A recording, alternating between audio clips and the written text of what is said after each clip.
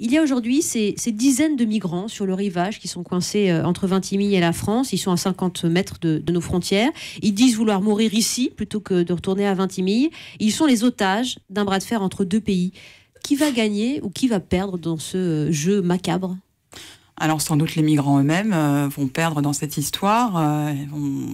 On peut espérer qu'ils arrivent où ils veulent arriver.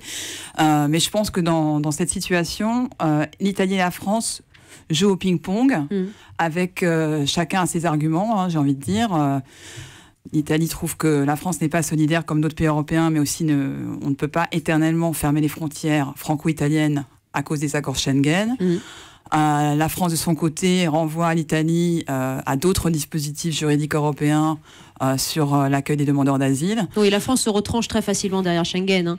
Mais elle a le droit de le faire. Elle a le droit de dire c'est au pays d'accueil de gérer les dossiers des demandeurs d'asile, des migrants économiques, donc c'est à l'Italie de se débrouiller. Elle a le droit de le dire, la France, aujourd'hui ?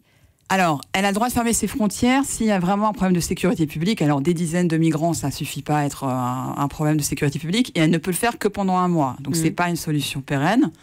Elle doit donc organiser, et pas juste réagir, et organiser d'autres solutions. Pour ce qui est de l'accueil des migrants, alors vous avez parlé de migrants économiques, là on voit bien que c'est des gens qui fuient l'Érythrée, la torture, que c'est un pays très très compliqué, hein, ce sont des réfugiés.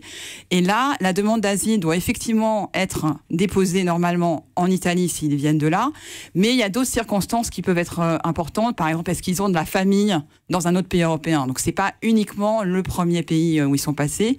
Et puis il y avait eu cette idée des quotas, c'est-à-dire d'avoir quand même un quota de personnes en Italie ou en Grèce qui seraient accueillies par d'autres pays plus au nord.